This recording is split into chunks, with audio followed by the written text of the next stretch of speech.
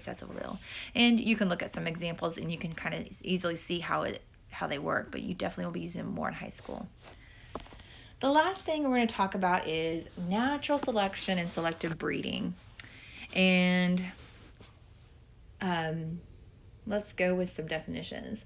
So the organism that has the best traits. This kind of reminds me when we talked about biodiversity and genetic variation. It comes into play here too. So the organism that has the very best traits for the environment that they're living in will survive to reproduce. So the best traits are more likely to be passed on to the next generation. So best traits, it's not just the best traits. You have to think of it right here.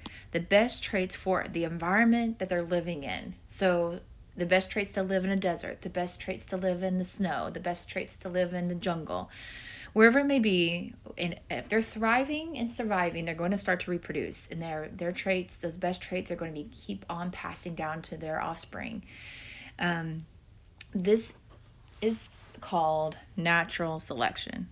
I left out the word is. Natural selection.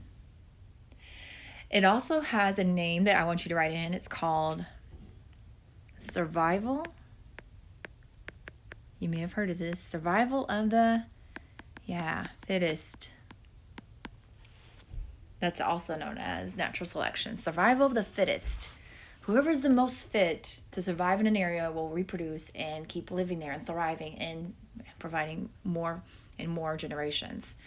Natural selection happens naturally. Organisms are adapted to survive in nature through genetic variation.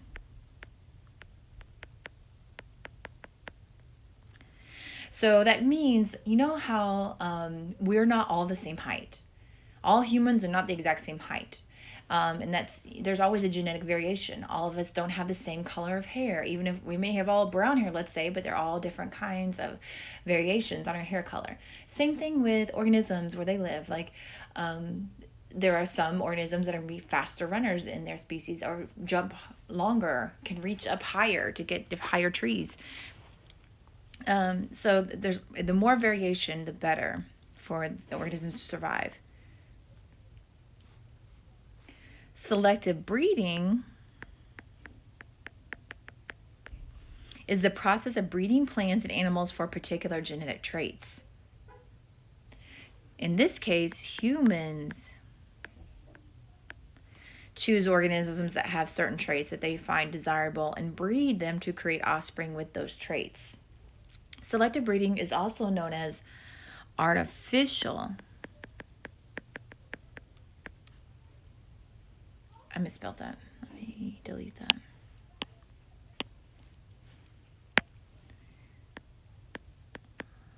Artificial.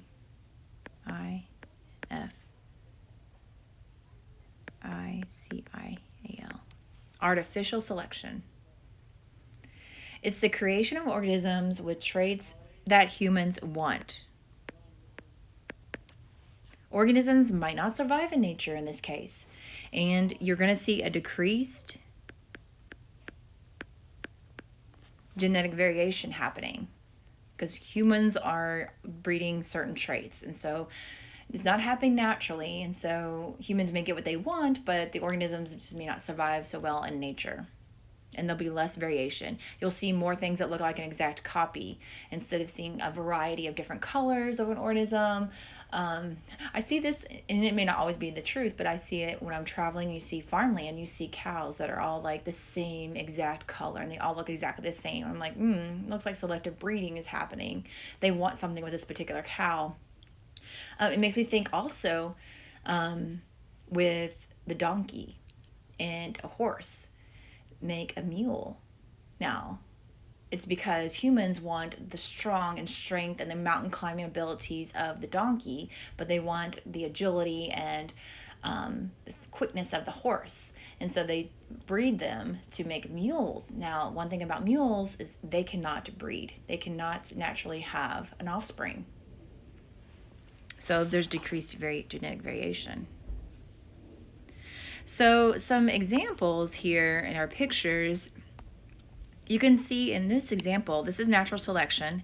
In this environment, you have white and black mice living in a black area, and hawks come by and they want to eat, they want to eat these mice. And then over time, you can see what the hawk is able to get. So who's better survived? Who has the better traits to survive? These are all mice, but they have a very genetic variation. There are some that have black fur and some of them have white fur. And who is more easily seen? The white fur. So they're more picked off. And so over generations and over generations, who's left to reproduce more? The black furred mice. So they're going to have reproduce more black furred mice in the area, and you'll see far and few between more white mice because they've been picked off. In this particular case, the giraffes, over many times, they live in savannas and there's times of drought. So giraffes aren't going to have all the same length of neck. There's genetic variation within the species. So the ones that that had longer necks actually could reach the taller parts of the trees in times of drought, and ones that had shorter necks, they couldn't get enough to eat. They would die over time. So the ones that were living and reproducing were the ones with taller necks, longer necks. And so they passed on that longer neck to their offspring and survived in that area better. Here's some examples of selective breeding with fruits and vegetables and issues with that. Cattle, taking, this cattle and this cattle because they like it, because it says it's good heat resistance, poor beef, but this one has good beef but doesn't survive heat. Put them together and you get the Santa Gertrudis cattle, good beef and heat resistance. So humans have, found out different traits they like in different cattle and put them together to breed. Roses, selective breeding with roses to get different colors and scents. So just some examples of showing you what's natural, and these are artificial.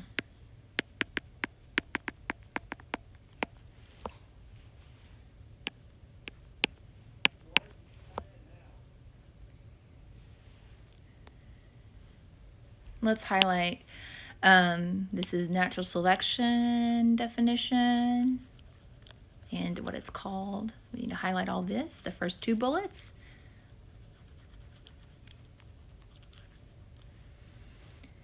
And selective breeding bullet here.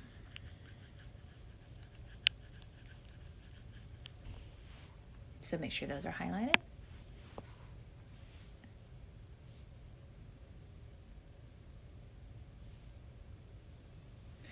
Lastly, about natural selection, it was studied in depth and researched by an English naturalist in the 1830s, so before Gregor Mendel, but he studied birds and their beaks.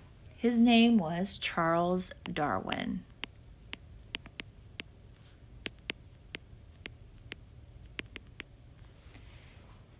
Charles Darwin. So he lived on the Galapagos Islands for quite some time, and he studied the finch bird. So the beaks of the finch birds. He saw that they were all, all the birds were the same, but depending on what they were eating on which island, their beaks were shaped differently. So that he is quite known for natural selection, and it says just a little bit about the Galapagos Islands. They're located just to the west of Ecuador in South America, and gives you a little visual of what the different types of beaks, depending on what they were eating and what they could find, what their beaks looked like. All right, those are your genetics notes. Please make sure that you have them completed and filled in and saved in your ISN